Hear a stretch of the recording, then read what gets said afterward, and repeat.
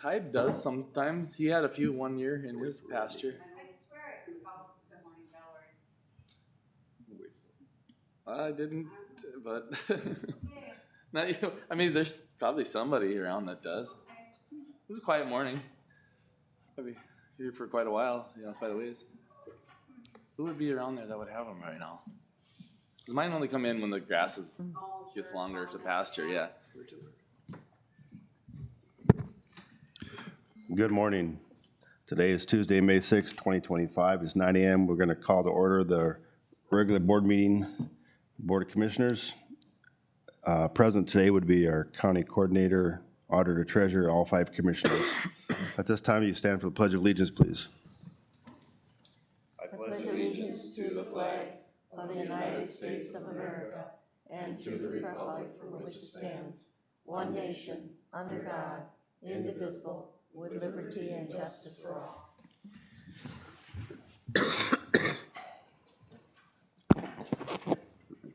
At this time, I'd like to know or ask if there are any amendments to the agenda.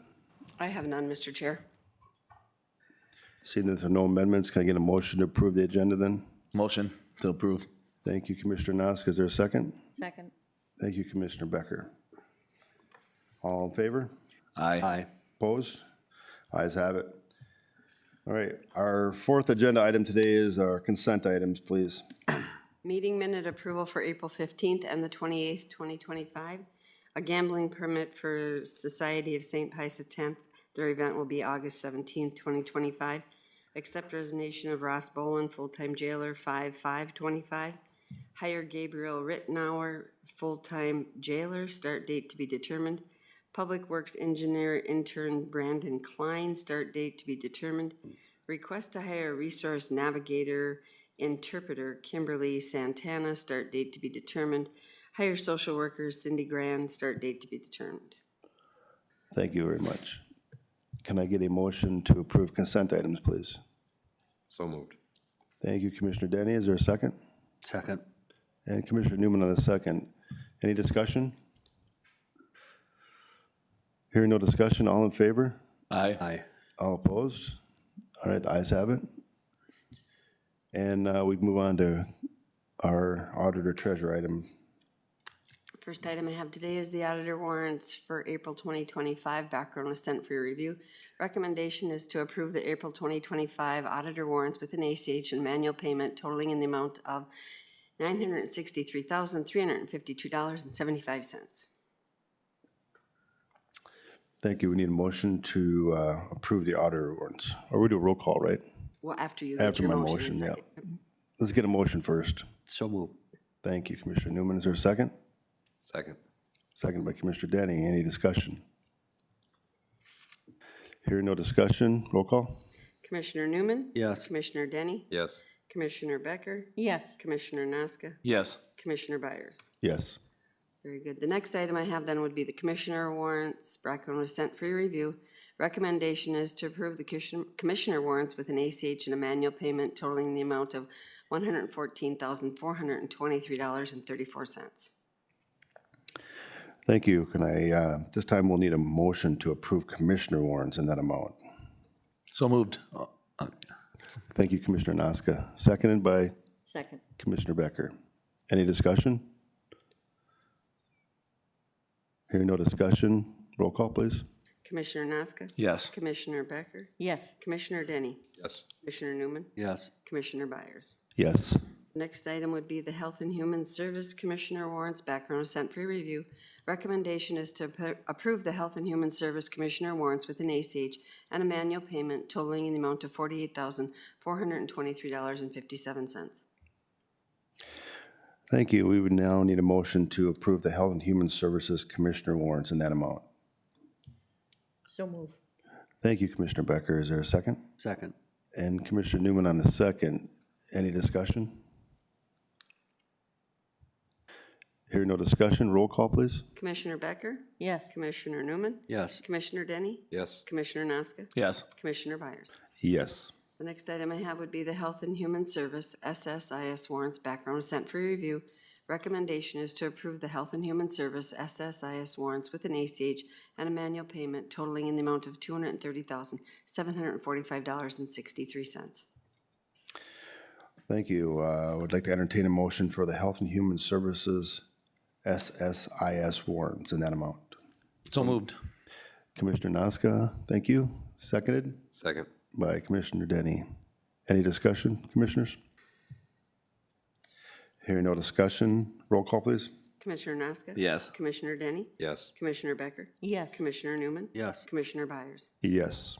Next item I have is the 2025 Memorial Day appropriation. Background is Todd County has included in the 2025 budget an annual appropriation to aid in the observance of the Memorial Day within the perimeters of the Minnesota Statute 375.34 and 375.35. Your options are to adopt the resolution or do not adopt it.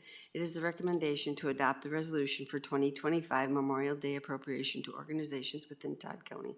There is a resolution attached, and it would read, I won't read it, but anyhow.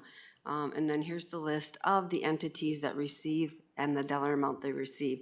Just a side note, we were informed that we have one less VFW post here in Long Prairie that no longer exists. So they asked to remove their amount given to them.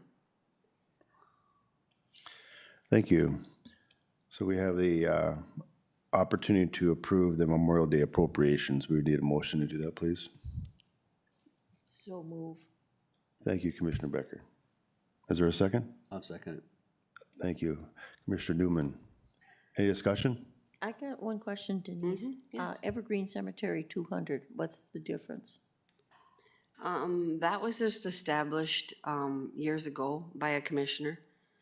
And so they offered to give them more. And so that was established. Not by my doings, but by the commissioners, so. That's the history I have on it, Oh, sorry. interesting. Where's that located? I mean, in that, Yeah, where's it even Where is located? Evergreen? Evergreen is in Burrillville. It would be the one on 21.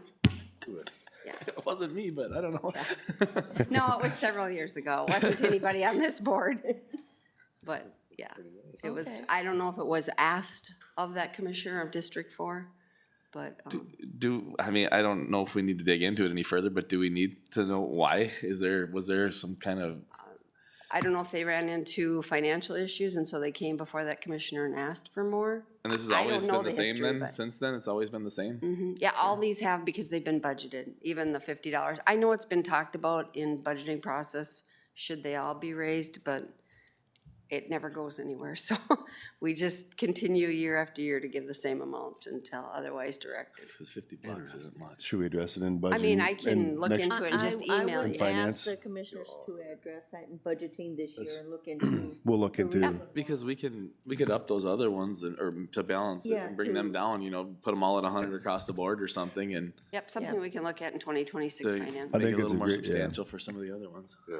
good discussion point, and we'll make sure that Commissioner Denny and I address it in the finance meetings over the next month or so and Sure. do what we need to do to Yeah. either make it equitable or in everyone's interest. Yeah, and then the money given is to maintain the plots that are not, they're like the soldiers and stuff from years ago. Yeah, so that's the purpose behind it, but Okay. yeah. All right, any other discussion? Hearing no other discussion, all in favor? Aye. All opposed? Ayes have it. Our next item then would be the 2025 Senior Citizen Center appropriation. Background, Todd County has included in the 2025 budget annual appropriations to Senior Citizen Center within its boundaries. The options are to adopt the attached resolution or do not adopt the attached resolution. And the recommendation is to adopt the attached resolution for the 2025 Senior Citizens Appropriation for organizations within Todd County. And it's a total budget of $1,200. The resolution is attached right there. And then this would be the list of senior citizens within Todd County that are establishments up and running, and that's the amount they get. Very good, okay. In front of us is 5.6, the appropriations for the 2025 Senior Citizen Center. And we would need a motion to move forward with that. I'll make a motion to approve. Thank you, Commissioner Noska. Is there a second? Second. Commissioner Denny, thank you. Any discussion? Yes, Mr. Chair. I've always had issues with this because Osakis has never been included in this, and Osakis does feed a lot of my constituents out of the center in Osakis. And, you know, I had the conversation at Central Minnesota Council on Aging with the same thing. I said, you draw a straight line across Todd County. I said, from Long Prairie all the way across, and you look below, and there's nothing. And I really think that we should look at this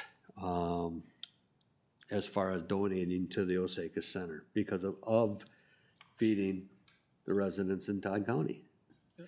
And that's the discussion I've had with Central Minnesota Council on Aging. I said, there's a pile of dinners coming out of the center in Osakis, and we're not getting any support. So if you guys would look at that, I'd greatly appreciate it. What would, did they actually apply for this, or has this just been like an They auto send roll? us notification for the first time asking for it. And is that actual building in Todd County? That is my concern. The center is in Douglas. That's the reason why it's never Okay. been included. So we can't put a donation No, in on because any it's of in the this? boundary perimeters of Todd County. Okay. Unfortunately, yes. That's why I thought when you started talking about that, we've addressed that before. So it just, Sounds kinda like I said, for strange if we me, can't. Yeah. Yeah. yeah. Okay. It's something Douglas County could look at giving them, but I can work, yeah, well, It's because it's written within the boundaries. That's yes, it's the not a building terminology within that. Todd County. Even though it's utilized for Todd County the residents through that dinner. Yeah, that's why it's never been included on this. I don't like that. Again, something that was established thought I'd fight way for it. before my time at the county even. I mean, it'd be easy to move on right now and just take this vote and be done with it, but I also think that there's some validity to what Commissioner Newman's saying. I think there's other commissioners that feel the same way, but would it have to be written differently next year or something, or we'd have to change from the boundaries and just, Right, it's something we can research and see if there's a way to rewrite this or do an addendum to it. I mean, there's a lot of things that seems like that we're on auto renew, you know? My subscription to Big Ten Network, my this and that, blah, blah, blah, and Exactly. but, Yeah, then I'm sure what we'd makes sense in today's day and age? Right. We'd have to do some type of addendum to this to include them. Okay. It is Well, written, I guess I would put the onus on Commissioner Newman. It's important to him, and there seems to be some head nodding that is in a positive direction. If he'd like to take that, whatever he need to do, I would encourage it. I think there's some support, okay? All right, thank you. You're quite welcome, yeah. okay, Mr. Chair, would the first step then be to get them to request us? That senior citizen center, or do we have to do something first? You know, would he go to the senior citizen center and say, hey, send us a request for $200 so we can donate to you? Or, But I Yeah, think it's more of where the center is located. right, The because building I location. think it's something we need to research a little deeper Okay. because there is Swanville and Upsala that have establishments too that support that side of Right. the county that aren't included in this also. Okay. right, So, something to look at. I mean, not that I'm trying to pick, but you're a county, so you can't just pick one. Is there I know. something on the borderlines of the entire county that we're not seeing either? right. Right. Okay. Just being diplomatic. Is it something that we could bring like to work session after we dig into this a little bit further? Sure, we can You look know, at doing For something about next that year to look, you for know. 2026 and then bring something up now to Yeah. discuss so we're prepared for. I mean, we would love to be all, you know, diplomatic about it, but there should be some common sense and also what rules, like what contributes to our county, not just, not, you know, because it's located specifically in this whatever, so. Sure. Okay. We'll do some research. We do have a motion to approve this as is, and we've had the discussion. If there's any further discussion? Okay. Why don't we put the vote on all in favor, Aye. Aye. all opposed? Motion pass. Thank you. Thank you. Thank you, guys. And great discussion, too. All right, Nancy, would you be available?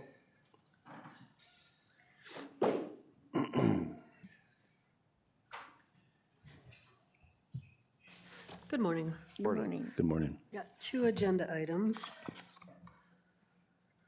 The first one is the County Ag Inspector 2025 MDA Noxious Weed and Invasive Plant Grant. Background, you got the resolution and the grant contract. Options, accept the MDA grant or do not accept the MDA grant. Recommendation, the Todd County Board of Commissioners approves the following by motion: to accept the 2025 Noxious Weed and Invasive Plant Grant from the MDA and authorize the County Ag Inspector to sign the grant award contract for and on behalf of Todd County. Financial implication is $15,000. The funding source will be general fund.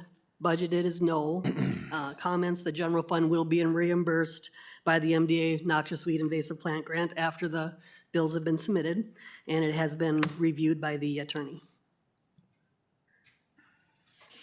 Wonderful. So 6.1 is to either, we have a recommendation to accept the MDA grant in amount of $15,000. And do we need a motion to approve that? So moved. Thank you, Commissioner Denny. Is there a second? Second. And thank you, Commissioner Becker. Any discussion?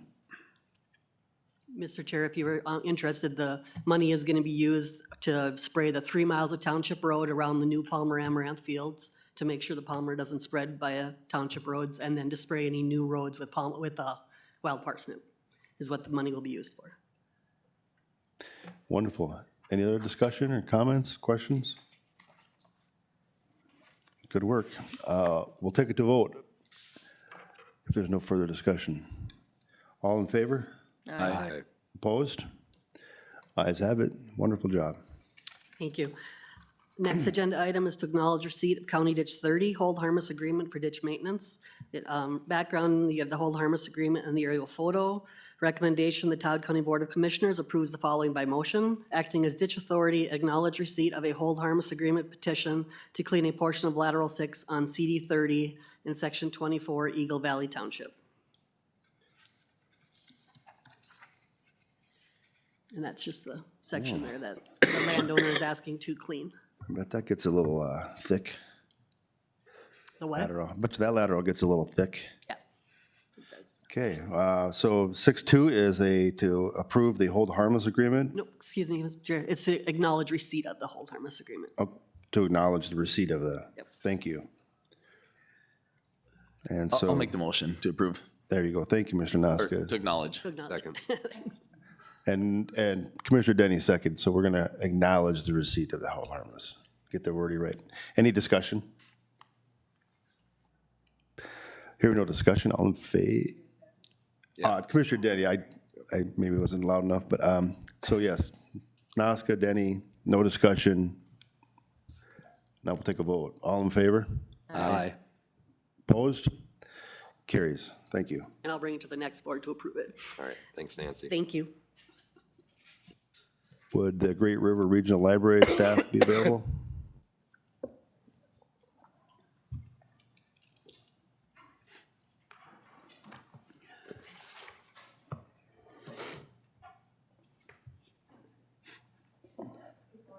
Morning. Good morning. There we go. Good morning. I'm Karen Punsack, Executive Director for Great River Regional Library. And I'm Amanda Worsbon. I'm the Library Services Coordinator in Long Prairie and Gray Eagle. I'm Kathy Parrish from Eagle Bend and Staples. So thank you for some time today to talk about our regional library system. We come to the county twice a year just to reflect on the annual activities that we have in our regional library system in Todd County, and then later in the year at budget time. Great River Regional Library is a 6-county partnership. We have 32 libraries and the GRL to go locker system in Sartell. It's a great partnership that serves our communities well. If you go to the next slide, you can see the overview of our activities on a regional level. You see the 4 buildings in Todd County. We've got Staples and Eagle Bend and Long Prairie and Great Eagle. I'm sure Kathy's gonna tell you a little bit about the fun she had last year with a brand new part of the building. It's been expanded and it's really lovely if you haven't been inside. We have over 98,000 cardholders, almost 99,000 for the whole region. That means somebody has used that card once in the last 3 years to check out books or digital materials. We've had over 1 million people through the doors across the entire region. And we still see primarily physical materials being checked out of our buildings. That's our main core activity, but there's lots of other ways people use the library. If you go to the next slide, you can kind of see the breakdown by library as a system, and then the digital library, and then the locations in Staples, Long Prairie, Eagle Bend, Great Eagle. They reflect the sizes of the communities that they're in. The bigger the library, the bigger the community, the more activity you see. Regionally, we are seeing a lot of growth in that digital library. It has this year in 2025 now exceeded the circulation of our busiest location in St. Cloud. So digital library is where we see the most growth. That being said, you can see there's 34,000 borrowers of the digital library. That's a subset of the total borrowership. So about a third of the people are actively using the digital library. Most people are using other services. If you go to the next slide, you can see we've had some really awesome statistics too from some of the regional programming. Summer Reading Challenge is our big program of the year.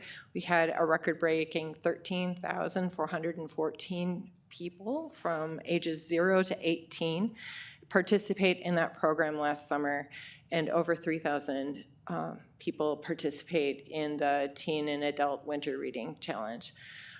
In addition, we've had some really cool regional activities. We have a youth advisory council that was added last year, and we finally this year got some representation from Todd County. So we have youth, middle school and high school from the entire region who participate in Zoom meetings, and then what you see there in the photo is they presented to the Great River Board last May. So that was their first presentation. They also did a survey of young people over the summer to see what they were looking for from library services. What our young people want are nice, good, clean, good books, really good physical books when they come to the library, and a quiet place to sit. And so we've expanded some of that work into our strategic planning this year.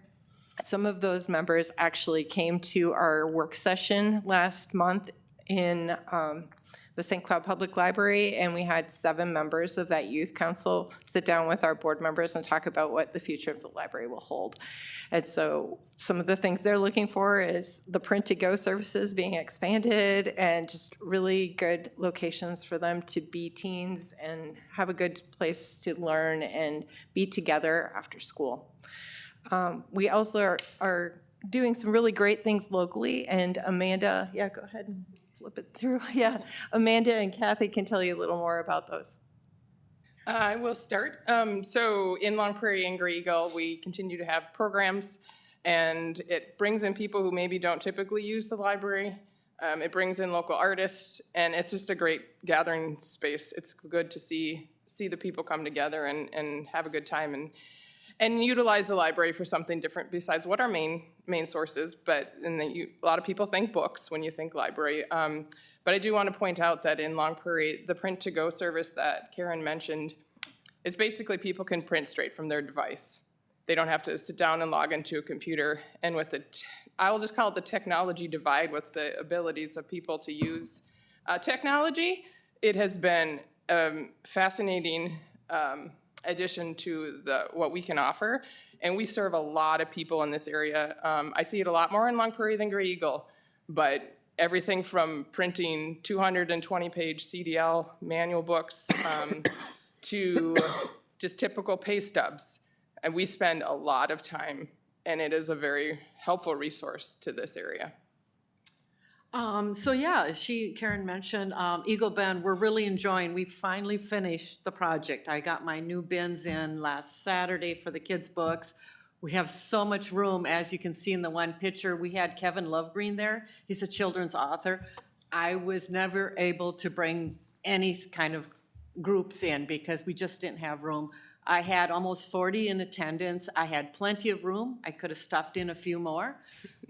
It's just been going great. I love that I can be at my desk and happen to see in the back families sitting down, reading books, just enjoying the big space. So we're really enjoying that.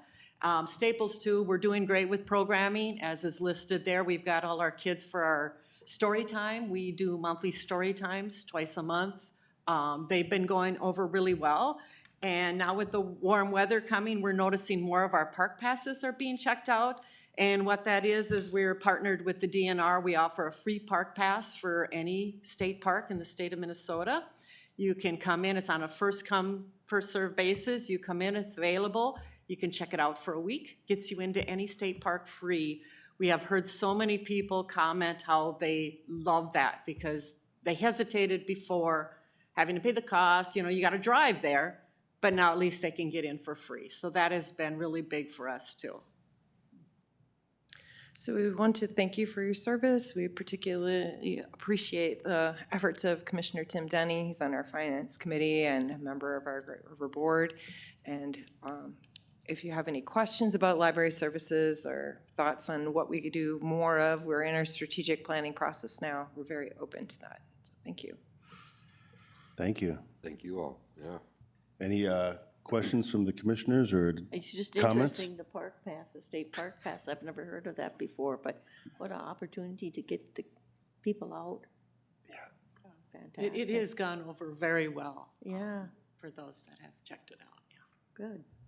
I know my daughter's 13, and but when she was younger, finding summer activities that she enjoyed, we would go to Long Prairie's library and color and check out books and be part of their programming. So it's been used, and as a firsthand user, I'm very thankful for your efforts. Appreciate it. I can imagine you're gonna try to keep booking more authors and for that space, or? Yeah, we've got a few things lined up. There's a kids music thing coming. I actually have Hemker Zoo coming for our kickoff of the summer reading, so we're super excited, yeah. My new book bins have wheels, so I can now just move them. And I'm not getting the two-wheel cart no more. Wheels are necessary. No, it's been great. Good, lots of And opportunity. I just want to throw in there too that like Kevin Lovegreen is coming to the school here Oh, in wow. Long Prairie. So I mean, we bring the authors to, Yeah. you know, it reaches everybody that way. And it's, for me, that's one of the highlights. It's really great. Yeah, for sure. Yeah. Perfect, thank you all, appreciate it. Excellent. Thank you. Okay. Do we have a? Okay. Yeah, and I've seen you guys do resolutions here, but I might need help because I haven't actually brought a resolution to the Todd County Board before. I can provide background, or I don't know what works best. Sure. So the resolution in your packet is something the Great River Board passed at their last board meeting in March. And it was something we were requested to do on a state level, is to take this under consideration. Federal funding for libraries has been interrupted, and it's very uncertain at this point how that will play out. At Great River Regional Library, we actually receive no direct federal funding. We receive a subgrant of a subgrant, and that's to provide interlibrary loan service delivery to St. John's, St. Ben's, St. Cloud Technical College, and St. Cloud State. And we borrow material and lend materials back and forth. It's through an agency called Minitex, which is the agency that actually receives the bulk of the federal funding when it comes to the services we see at the local library level. And so we are asking that the county board consider supporting Minitex as the agency that we rely on to provide services. Just for some perspective, in 2024, Great River Regional Library residents borrowed 14,500 items through interlibrary loan.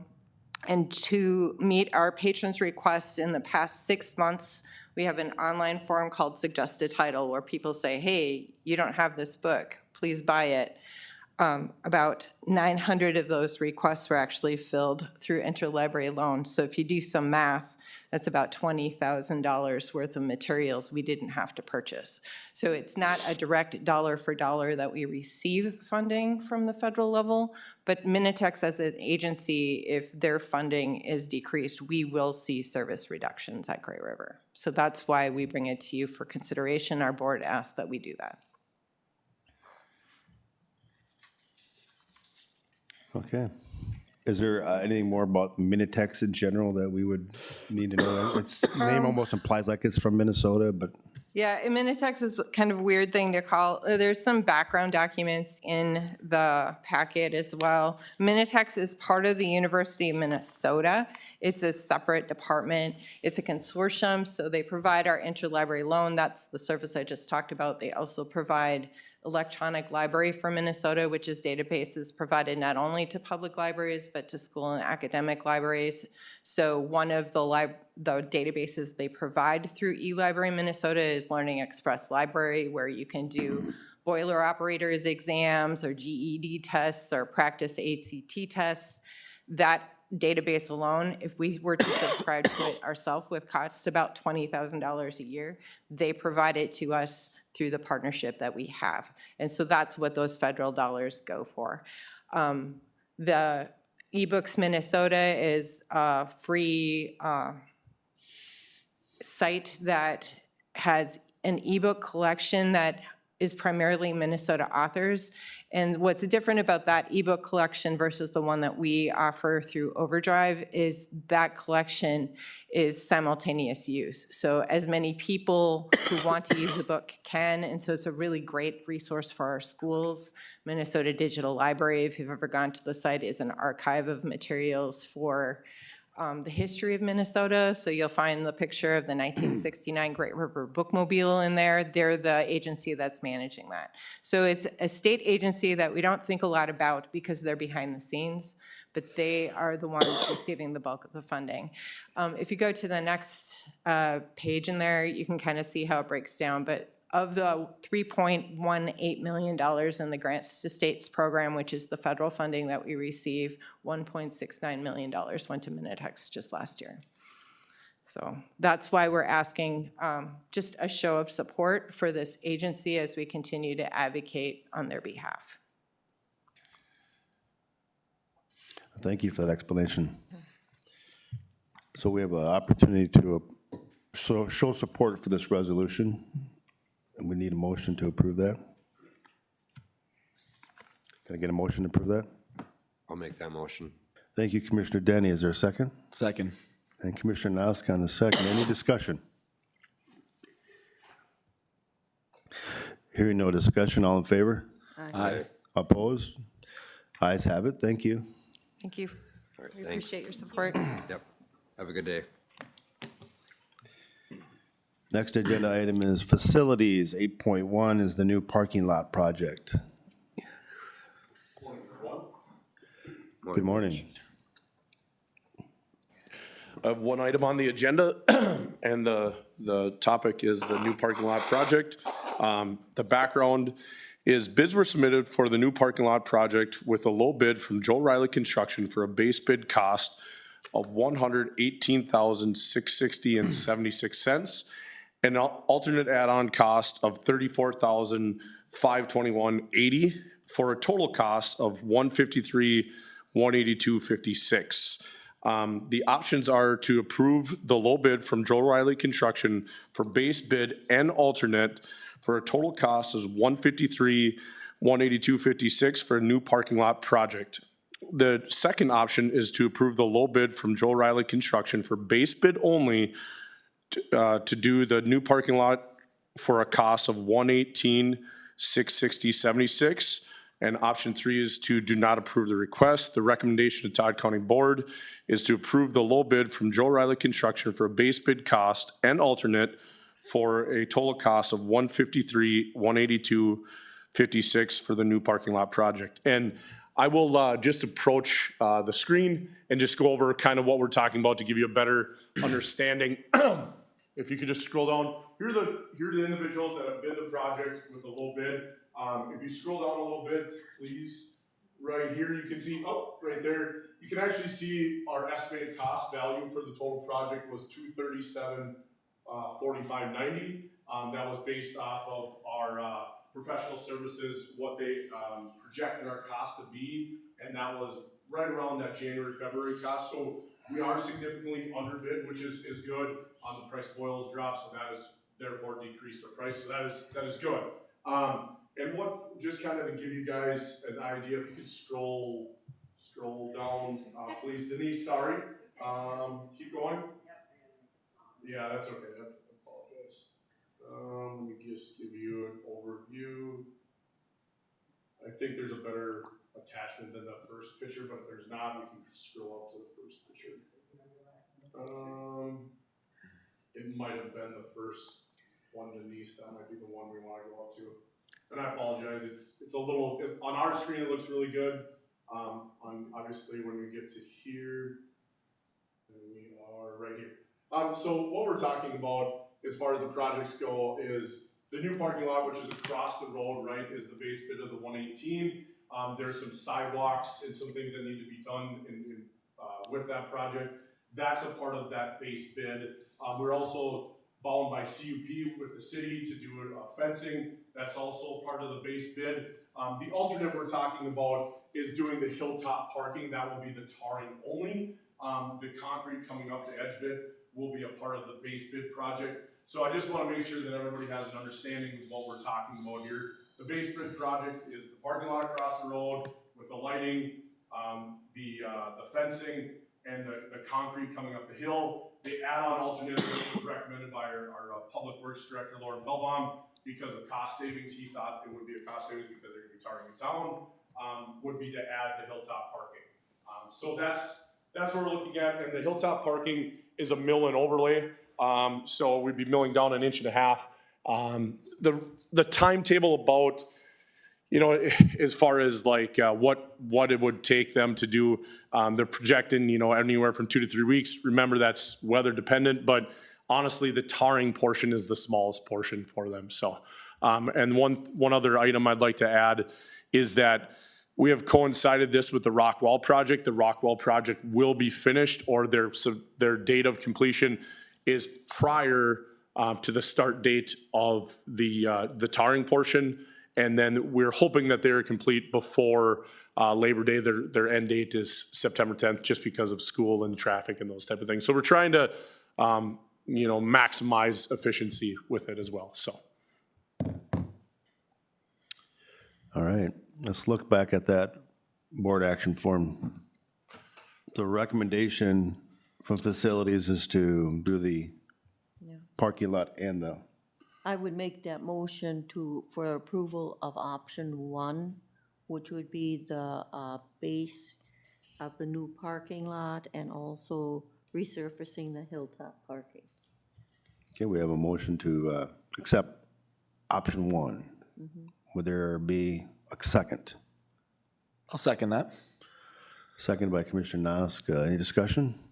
Yes, Mr. Chair, I'm going to abstain from voting on this. I do have a conflict. I have a nephew that's a foreman for Joe Riley, so. Thank you.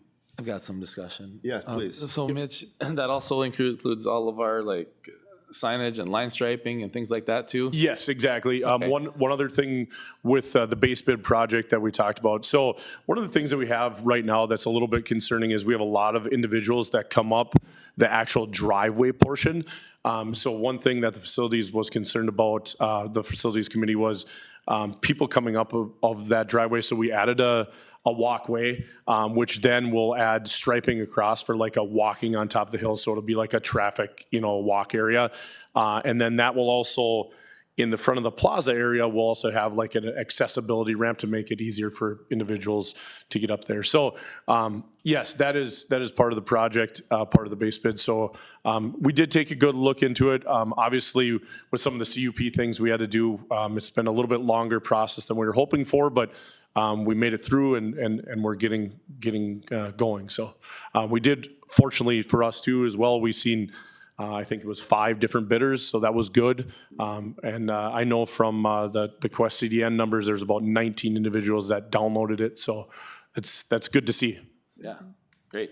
Mr. Chair, if I could, on the walking way up to the hill, is there going to be a handrail along that walking trail or not? At this point, there is not. It is something we can add on or add later. The thing that on my staff is keeping it clean during the winter, how that rail will affect it, those type of things. We definitely can add it. The problem is when we're going uphill, right, it's not technically handicap accessibility. Our handicap accessibility is up on the hill itself. I think it's best to get it into place, see what kind of response we get from it, what kind of use we get from it, because sometimes changing people's habits of walking up the driveway can be a little bit tough to change at times. But it's something that's easily addable to the project. So yes, we can certainly look into that, certainly look into the cost. Not a big deal either way, so. Okay. Mr. Chair, if I may. And then my only recommendation, great that it came in low for finance. Looks like a great project sitting on facilities, but absolutely have to have arrows indicating when you get to the top of that hill, because we have so many drivers that come this way, and I mean, even people that don't know, but it's even people that know which way they should go. We have arrows at the top of the hill currently, and Need to be big. we'll make sure that those are in place. That's Keep right sign? yeah, it does tend to be a problem at times. We are also adding signage. That was one of the things that was recommended as well. So we'll be adding that as well. The other signage that we'll be adding is some of the items that are big ticket items that are on top of the hill. Such as driver's license, voting, those type of things, will be a little bit easier for our constituents or your constituents to find, so. Yeah. The other thing that I'd like to mention is Jackie did have a grant that we got approved to use, but because of. Yeah, sometimes with grants comes a lot of stipulations, and the stipulations are very constricted at times. I think the grant was very well done by our coordinator, Jackie Bauer. It was just unfortunate when after we received the money, or after we indicated that we had a chance at reward for it, there was such things as prevailing wage and different constraints on it that really put us in a tight spot. So we were just opting not to use the grant. It's just better for this project, although it never hurts to try, and anytime you get a grant, it's a blessing. Kudos to our coordinator for doing a good job. Just at this time, it's just not in the best interest of Todd County to accept that grant, so. It would have actually cost more to take the grant than the grant was. So it would have made the project more expensive. So if this would have been obviously a lot larger project, then it would have been something that would have been doable, so. Any other discussion? Yes, Mr. I have one question. The pine trees stand, right? Unfortunately, that thing's going. It has to. Yeah, right? I know. Everybody loves trees, but. To it. All right, any other discussion? Hearing no discussion, we have a motion to second. All in favor? Aye. Opposed? Ayes have it. Thank you. Option 1 it is. Thanks, Mitch. Item 9 on the agenda is Todd County Fair Board. I'm not sure who's I think representing. I'm taking that one. Okay, I think, great. For us, so. Yeah, so I guess, I can read it straight off the table. The Todd County Fair Board is requesting extra time to set up and prepare for the Todd County Fair, June 26th through 29th, 2025. The Fair Board is requesting additional access to the fairgrounds to start to prepare and set up beginning June 1st, 2025. Typically, the Fair Board has access to the fairgrounds 1 week before the fair, the week of the fair, and 1 week after the fair. And just a little more to that is it's getting harder and harder to find volunteers and people to take on that role of actually helping set up. So with limited staff and limited people able to do that, just requesting a little more time to get things set up. And I think we're also requesting, same as prior, still pay the electric, the utilities, whatever it is, throughout the time of usage or throughout the time of access. Yes, from start to finish of their Yep. use, they'll Yep. take on those expenses. Yeah, so. Okay. The Todd County Fair Board's looking for extending their prep time. And we need a motion to approve that. I'll make the motion. Okay, thank you. No, I did check the schedule and nothing is out there. So the motion was made by Commissioner Becker. Would you like to second? Yeah. Commissioner Denny would like to second. And I'd like to have discussion. Is it possible that we can't just lengthen that? Because every year it seems like we have to come and redo this motion and just make it a kind of a permanent that they get 2 weeks before. Like do a resolution? Yeah, you would have to resolution or do a something? resolution because the original agreement does read 1 week 1 before week. the fair week So is and this 1 the week after. easiest way to do it, Yes, just by this is the coming? easiest, yes. Okay. And I don't have a problem bringing, it's not Okay. too bad. Good question. Okay. Well, I think we're set for a vote. All in favor? Aye. Opposed? Ayes have it. Thank you. And item 10, planning and zoning, please.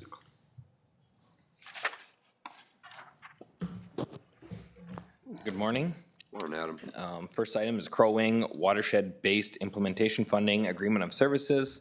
Watershed-based implementation funding has been received for the Crow Wing watershed, and Crow Wing SWCD is serving as the fiscal agent. $12,000 has been assigned to Todd County for septic system upgrades to qualifying landowners. The agreement of services between Todd County and Crow Wing SWCD needs to be approved to access this funding.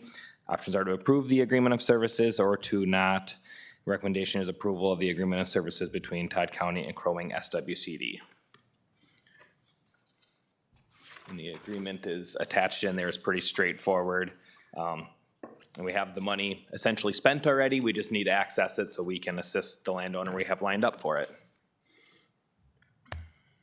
Okay, item 10.1 is we're asking for acceptance of the acceptance of the agreement of services between Todd County and Crow Wing SWCD for approval so we can get access to that funding. We need a motion to approve that. I'll make that motion. Thank you, Commissioner Denny. We have a motion now. A second, anyone? Second. Second by Commissioner Noska. Anyone like to discuss, question, comment? Mr. Chair, I got a question. This is strictly for Crow Wing watershed residents, correct? Correct. Yeah, you- 12,000 ain't gonna go very far in It's septic. gonna be one system. Wow. And we'll try to get, we've had a lot of success now, though. We get our base funding for cost share, but we've accessed Long Prairie, Red Eye, and Crow Wing. And we'll try to expand that across all watersheds and try to request more funds because we have still 2 or 3 applicants that we can't even fund right now because we don't have enough, even with all those different grants. So we'll be trying to increase that because we just have the demand and people to use it. So we'll try to get more as the years go on. Any further discussion? Hearing no discussion, all in favor? Aye. All opposed? Ayes have it, carried. Thank you. And next is our annual feedlot program update. Minnesota Pollution Control Agency requires annual reporting from counties to review and accept, to be reviewed and accepted by the Board of Commissioners. Attaches a report for activities and accomplishments in 2024. Options are to approve the MPCA feedlot program annual report or do not approve. Recommendation is approval of the MPCA feedlot program annual report for 2024. And I have Deja here if there's any specific questions about the program for 2024 also, and or anything you want to highlight. Yep. So just as a reminder, the employees involved in the feedlot program is Dylan Pratt. He's a feedlot officer part-time, and he's also a farm conservationist. We had Tim Ebnett, who did serve as a nutrient management planner for 12 counties and the feedlot program and conservation for SWCD. Myself, I still retain the CFO title, along with being the manager, and I do very little as far as I create reports, and I did do 8 inspections this year to help assess whenever we get behind. And then we have Sarah Catterhagen, who is the program coordinator for the SWCD, and she just assists with registrations. The 5 key areas for the feedlot program is we need to make sure that we're maintaining registrations on all farms in Todd County, permitting anything that's new or growing, and inspections for compliance, and complaint response, and the last one is educating our public. You have received the report itself. the only few things that I want to point out is there was actually 58 inspections done, so we're only required to do 48.5 per year. There were 58 inspections done. They did not count some of those because they were pit closures. So there is some changes of what they're getting credit to us for as far as performance credits go. Of those 58, there were 7 that were non-compliant with water quality discharge. So that's kind of it's not the great number, but it's nice to see that most of our farms are compliant, that we're inspecting with water quality discharge standards. And then there were 4 that were unable to produce land application records. On top of that, there were 4 complaints. We don't mark complaints on this report because it takes away our credits, because we do full inspections on every complaint that we receive, so we put them under regular compliance. But we do track our inspections, so there were 4 major complaints this year. If you look down at the bottom of page 1, it talks about PC total. Those are the performance credits that the staff get that bring money back to the county. So every year we might get 17,000, 12,000, depends on how well we do as in the performance credit area. On top of all this, on top of those inspections, there were 92 assistance visits to assist feedlot owners. 33 conservation projects were installed under feedlot and farm. 362 registrations were updated, and there were 357 phone calls. All watersheds received inspections, and they aim their inspections at the priority areas within each watershed. 5 total feedlot upgrades occurred and 6 pit closures.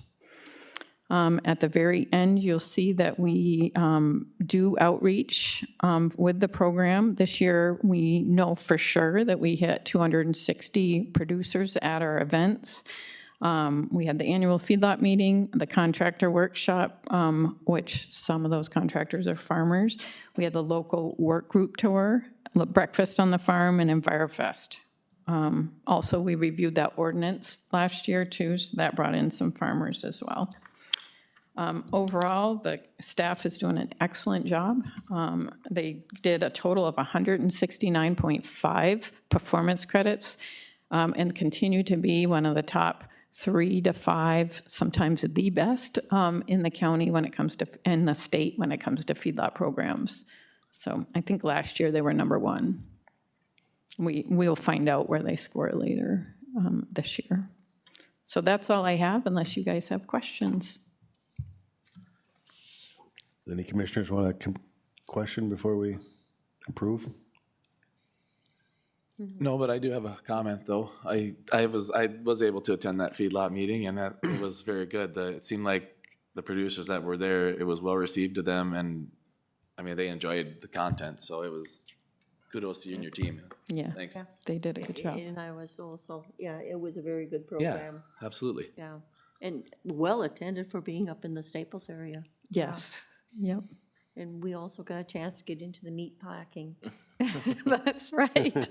I did see a lot of even Okay, people so- from the south end of the county made their way up to Staples to there, so that was good. Yeah, yep. No, we were excited and very pleased with the turnout and continue to have high turnouts. So I don't think any other feedlot program in the state has anywhere near that turnout. What I'm hearing is typically 35 to 40.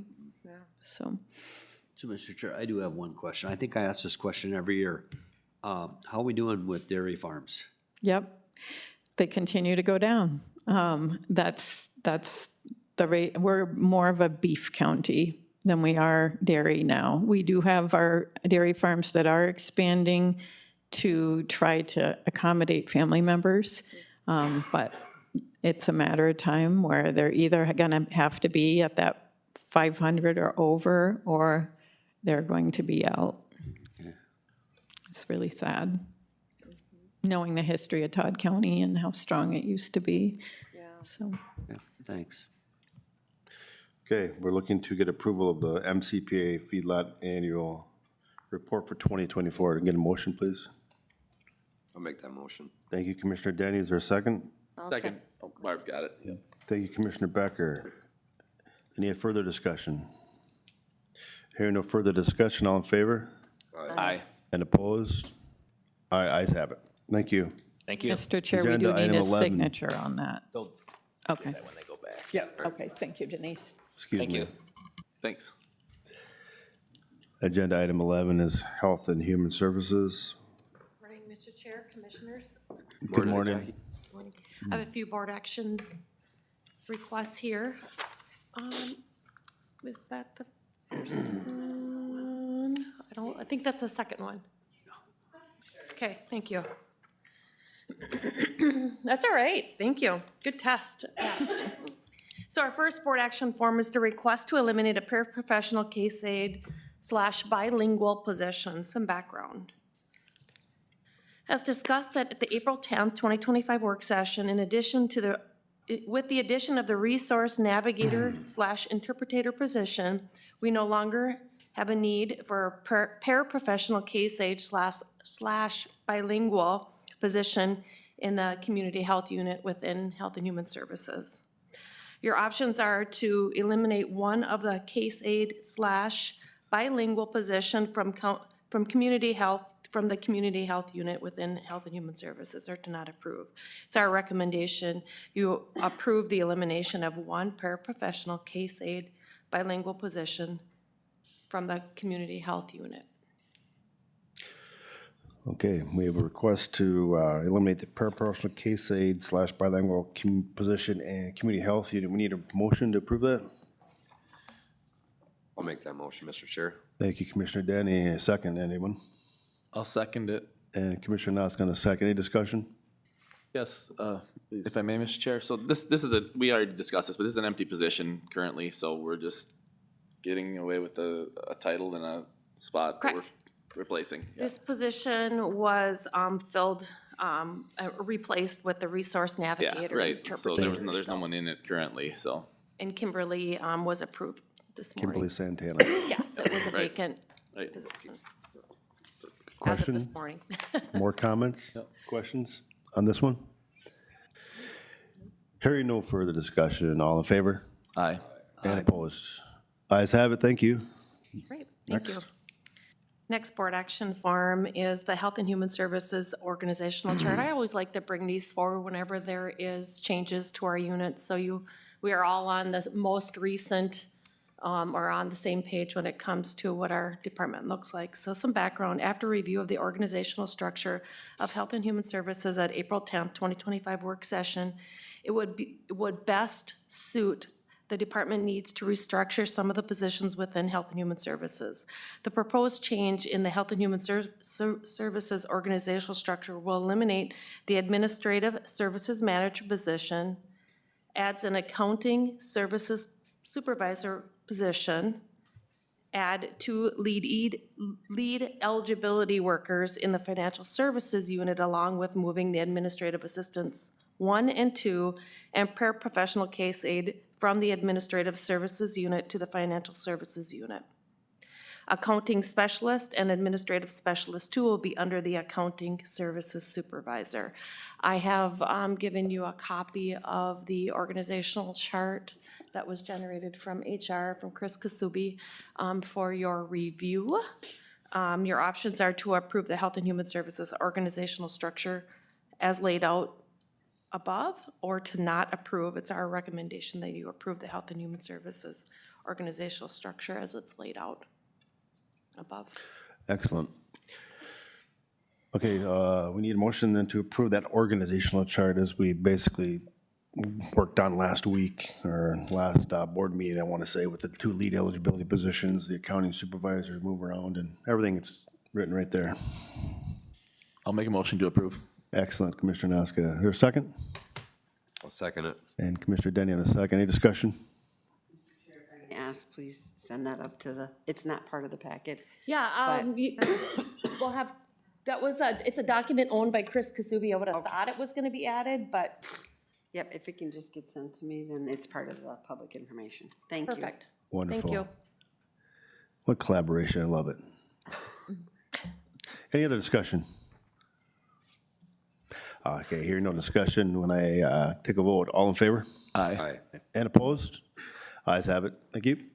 All right, 2 more board action forms for you. A resolution establishing support for seeking funding from Sourcewell for a regional program for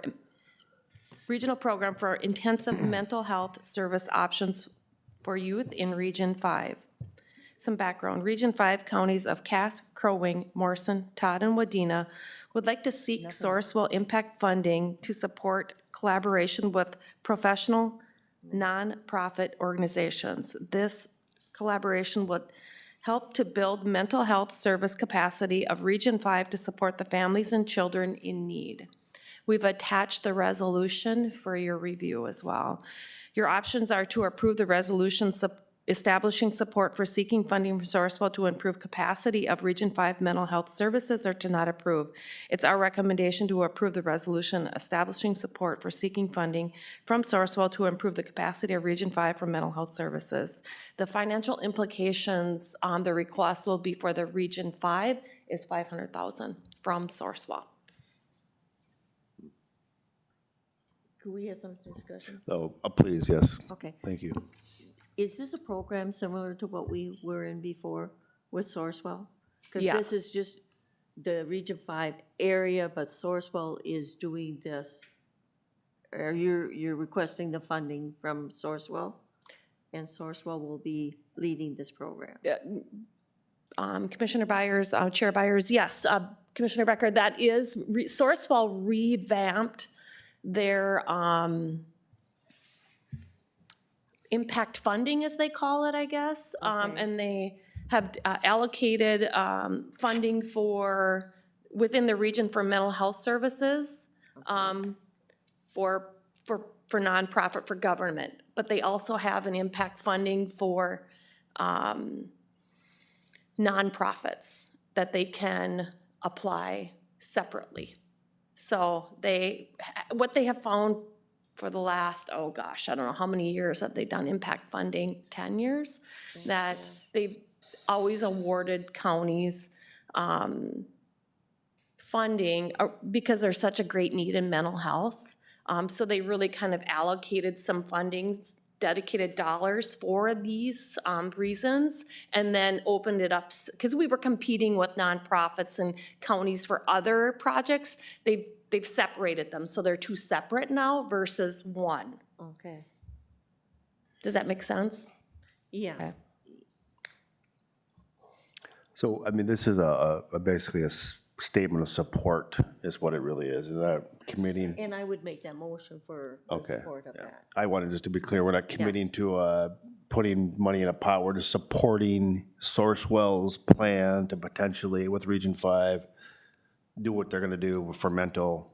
And it's a Sourcewell project Right. affecting Region 5. Mr. Chair, if I may, it's basically, we come in front of the boards to let them know that we're applying for these funding, and then to know that there is board support with the application that goes, which is why there's a resolution to seek support, and then that has to be done before we could submit the grant. And I might make these, maybe help me clarify this. We might make the assumption that based on what does happen on a state level, could even impact potentially some of this stuff too, you think, or no? I mean, I know Sourcewell's not state, but. No. Right. Most of their funding does not come from state or federal government. Excuse me. Right. Most of their funding is earned through their contract management portion. So as a resource through the schools and government and a nonprofit, they have to give so much back into their communities, and this is one way that they can give back with the dollars that they make with all their contracts. Thank you. Anyone else? So the resolution in front of us is to approve establishing support for seeking funding from Sourcewell to improve the capacity of Region 5 mental health services. Anyone? And I made that You made a motion. Thank you, Barb. You're ahead of me. And can I get a second? I'll second it. Thank you, Commissioner Denny. Any more discussion? Yes, one thing, Mr. Chair. as long as I've been a commissioner, I've been watching Sourcewell, and it's starting to worry me a little bit as the tentacles start to entwine into local county governments. And, I never seen that 10 years ago. But now you're starting to see it more and more and more. And for me, I question, where are they getting their funding? Has anybody really audited them, and just laid everything out in the clear, open area? Because before they come Sourcewell, they were. Joint Power. National Joint, NJPA. JPA, yeah. Yep, and GPA, and they were damn near broke. Now, all of a sudden, they have millions and millions of dollars to give out, but with that, they start entrenching into local government with their tentacles, and you can see it. Am I okay to answer that? So they are different from a lot of other resource centers because they have ventured into the contracting business. And with each contract and purchase of equipment, they get a portion of that when equipment is purchased.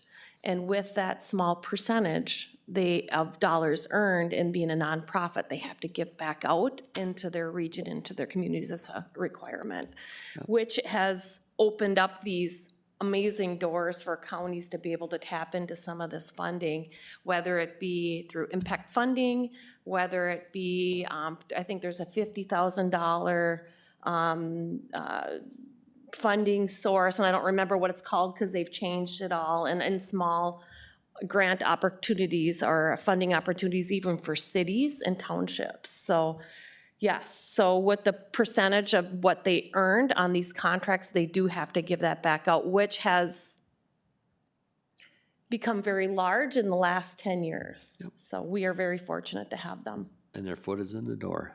Their foot is in the door. Any further discussion? Okay, hearing no discussion, I don't believe we have a motion in a second, so I just need to take a vote. All in favor? Aye. Aye. Opposed? Ayes have it, thank you. All right, lastly, we have an IIFS contract with Greater Minnesota Family Services. Some background, Todd County has current contract with Greater Minnesota Family Services to provide intensive in-home services using the Community Intensive Bridging Services model. The Greater Minnesota Family Services is transitioning their practice model to allow them to provide a higher volume of service and flexibility to the community it serves. The contract that is proposed will support the needs of the county by allowing more flexibility and available service to families of Todd County. Your options are to approve the IIFS contract with Greater Minnesota Family Services or to not approve. It is our recommendation that you approve the IIFS contract with Greater Minnesota Family Services. This contract did go, and I see that it was missed for attorney legal review, did go in front of County Attorney Linneman for review and to execute. We do have a contract with Greater Minnesota that you did approve at the beginning of the year, but there was a revision to the contract, so I always bring those revisions in front of you all to review as we look to continue contracting with them. Wonderful. The motion or the action ahead of us here is to approve the HFS contract with Greater Minnesota Family Services. We need a motion to approve that. A motion to approve the IIFS contract with Greater Minnesota Family Services. Thank you, Commissioner. Is there a second?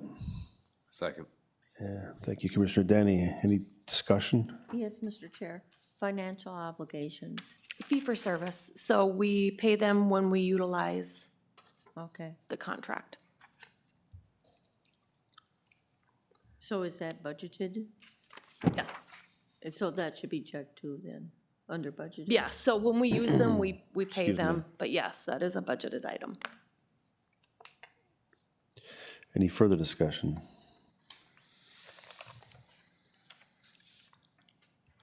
Okay, with no further discussion, all in favor signify by saying aye. Aye. Opposed? Ayes have it, thank you. Thank you. Thank you.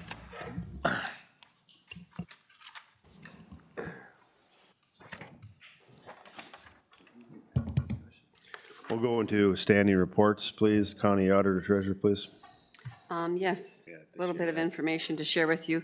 Taxes are coming in steadily. Our counter has been extremely busy.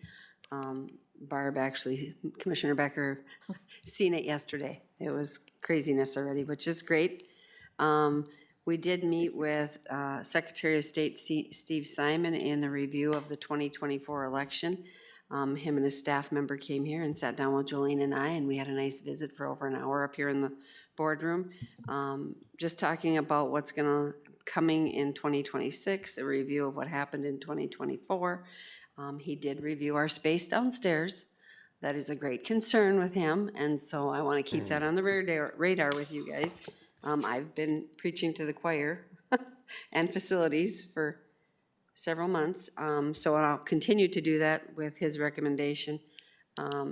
We are underway with the budget prep for 2026. Finance Committee met. We had a good meeting on that. It was a review of the first quarter. It was a look at where everybody is at, where we're moving to.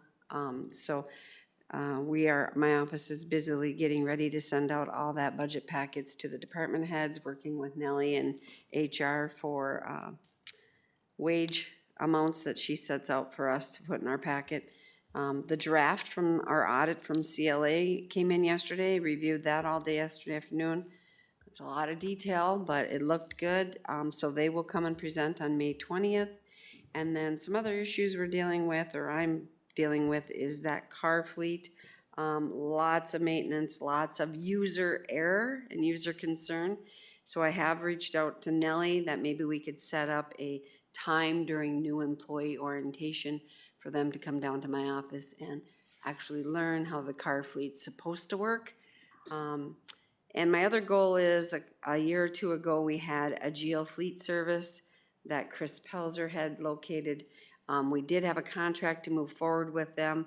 Our goals there are to do GPS tracking so we don't have these mileage issues that come up in investigations.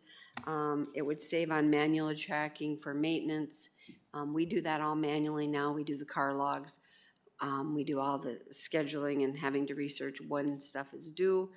And we did bring that contract to the board, but there was concerns by the county attorney, so we just stopped all processes. But we do seriously need to look at a system where the kiosk will just have the iPad right there for the users to, if they need to switch a vehicle. But the kiosk that we're looking at is a drop box system where they put in their name, they're gonna reserve it, a key drops for them. They don't get to pick, because right now we have all these users that go for the 2024 car. And so then I might have a 2016 sitting in the lot rotting, and then my mechanic gets it and he's like, well, now you have all these issues because seals are seized up, rust has lot rot is what he calls it. So we're having a lot of expenses on anything that's 2016 and back, because, not to be mean, but employees just want to take the brand new car. So this drop box system would give them a key and they have to take that. They don't have a choice. So that's what we're looking for. If anybody has any leads on a car fleet system within the state of Minnesota, because our last contract, that was John's concern, that it was out of Virginia. But again, we can continue to look at them because they were, not to bring up Sourcewell, but they were a vendor of Sourcewell. So they would work with Sourcewell to get a contract that would appease Minnesota. And so that's one step I'm gonna look at too, is reaching back out to a GeoFleet service and Sourcewell to see what their contracting service can allow for Minnesota laws. And so I just wanted to update you on that. That's really become a pain, but otherwise, that's all I have to report. Very well.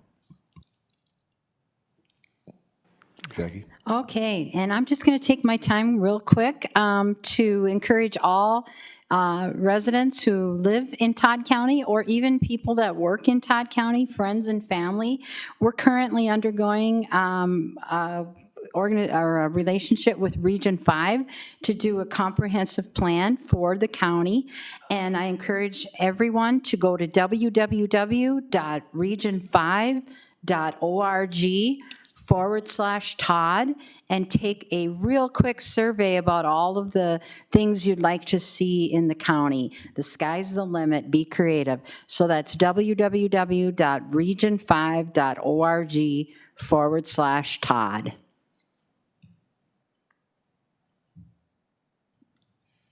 Perfect. Very well. That's Sorry, all. That's it? Well, I mean, I could tell you what No I've done, way. but I wanted to highlight that. So. Wonderful highlight. Okay. I guess we can move into commissioner reports. Randy, would you like to start? Yeah, I can start Okay. today, I guess. Please, would you? Thank you. Attended a union meeting with the all. Also went to the economic dinner and banquet. That was entertaining. So last week I attended Central Minnesota Council on Aging. This is my first time in person it's been a year. So I'm asking if we can go back to regular in-person meetings. It's more personable, and Zoom's okay, but it sucks. Anyways, so I toured their new office facility. It is in West Ridge Mall and downtown. Very nice complex. Our concerns there is the Older Americans Act, Meals on Wheels, congregate dining, all that stuff with the funding. I had talked to a couple of commissioners at the economic thing. I would like Jackie, if you could get like 12 meals out of Eagle Bend, they're frozen, purchase them, bring them here, heat them up, and we'll test them out. Supposedly they're like $11 a meal. Okay, so I think that would be interesting because we are shipping a lot of meals out of Eagle Bend to Crow Wing, Cass, I think, Wadena, possibly Morrison. So I think that would be a great idea. We could sample them, look at each other and tell each other what we think. Yesterday, attended the JD2 board meeting. Conversation, the Osakis Lake Association is working on removing the dam on Todd County 37 in the Sauk River, which is part of JD2, Joint Powers Ditch 2. JD2 actually runs through Lake Osakis, comes out on 37, and then start of the Sauk River, but JD2 actually ends on Highway 27. Okay? They got the engineers. The engineer presented us with the diagrams and how to change that to a rock rapids, make it more fish-friendly, everything. And instead of letting the Sauk River watershed be the overseer of the dam, the JD2 board decided that it should be elected officials. So as a JD2 board, we did assume the responsibility for the dam. Reason behind that was Sauk River watershed has 4 managers from Stearns County. Stearns County would have the majority of the say. We felt it would be in the best interest of our constituents to keep it elected. So with that, this process has just started. Both county boards will probably have to do a resolution supporting the JD2 board with that. So my recommendation, we also do have a new ditch director in Douglas County. His name is Mike Anderson. Tom Anderson retired in end of April. So, so Mike is gonna assume those responsibilities. I did recommend him that we should find another attorney, because we did have a conflict of interest with Ranky Newton as far as them representing the Sauk River watershed and JD2. So that was kind of gray area there. But otherwise, look forward to that coming. Otherwise, that's it. Sorry it was so long, but. Very well. Lots to discuss. Commissioner Becker? Okay, I attended the Region 5 comp plan in Browerville, which was the first meeting that they had. Also attended the Piggyback off of Commissioner Newman, Commissioner Becker, attend a lot of the same meetings, good discussions, and getting some topics cleared up, along with attending with Commissioner Byers to our other meetings. All of them, I can't remember them all right now, but other than that, I have to apologize to Randy. I had it written down as May 12th. I know we had a pile of dates in there from yesterday for JD2. So thank you for being there and representing us and getting the information back to the board. Other than that, I'm blanking on anything new to bring to the discussion besides what we've already talked about. So I know it's springtime is just really busy for everybody, and there's a lot of stuff going on, a lot of projects going on. So ask everyone to be patient with us as we dive into the parking lot stuff over the next few months and whatnot. But yeah. Very well. Mr. Noska? Yeah, I think pretty much everything's been touched on.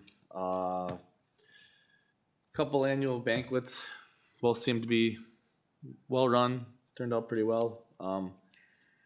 The TriCap annual that we had on the 24th of April was, I mean, it was a great meeting. Food was good, but there's still a lot of uncertainty for Tri-County Community Action Partnership over what's happening with the federal funding and state. It's very concerning, but they're pushing ahead, and they seems to have pretty good spirits yet. So hopefully we can keep that rolling.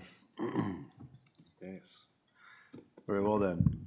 Likewise, I went to the annual meeting with Lou at TriCap and then other commissioners at the Todd County Development Corporation, which was attended pretty, the Staples area had a nice presence at the TCDC this year versus previous years, and I'm sure that's part of Melissa's ties to Staples, I'm assuming, so did a nice job there. Had a personnel meeting, obviously the negotiations, which, you know, was fruitful, wonderful, and then met with finance. So here we go.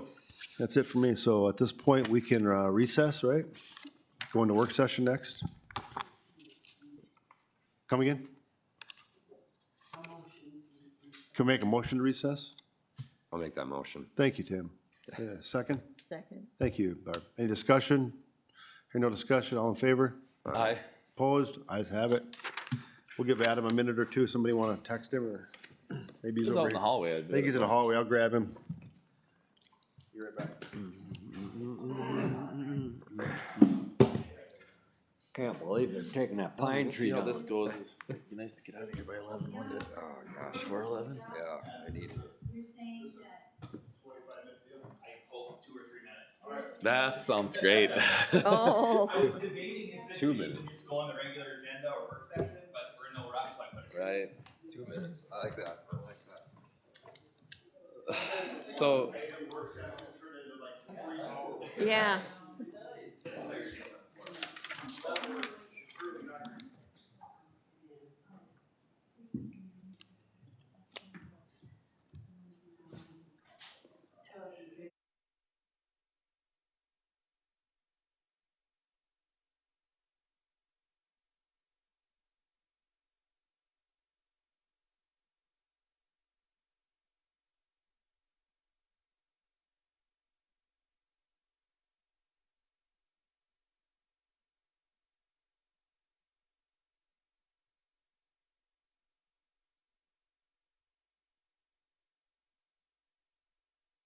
Owls that you used to lay on and jump up. Let's go.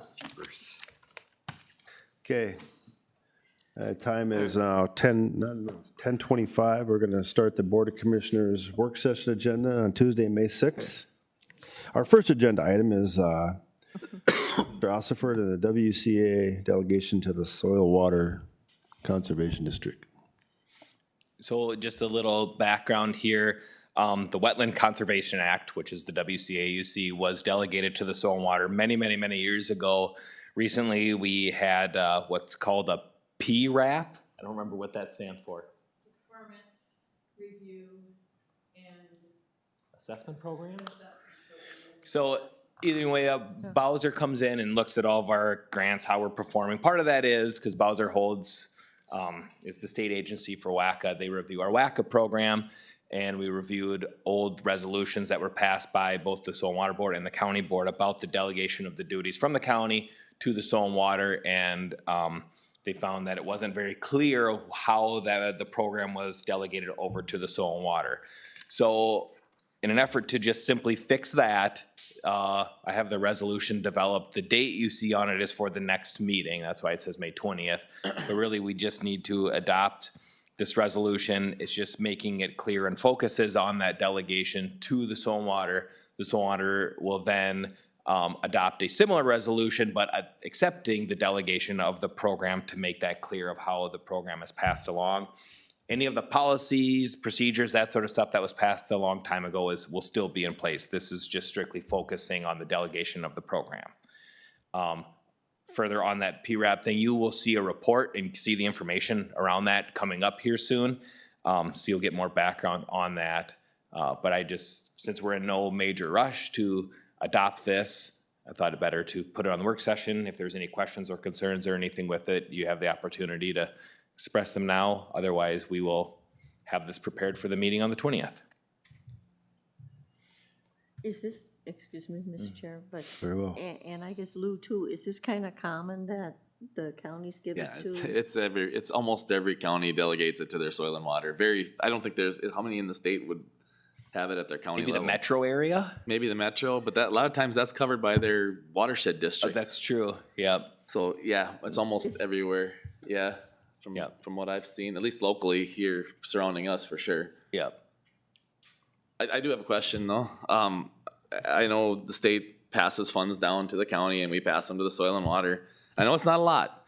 How far short are we in terms of funding at the soil and water level for the hours and the actual cost of running that program? What is the shortcoming there? Because I know that the state only contributes so much and it's a very minor part to what it takes to run that program. Yeah, it is minor. If you want to, you can come up here too.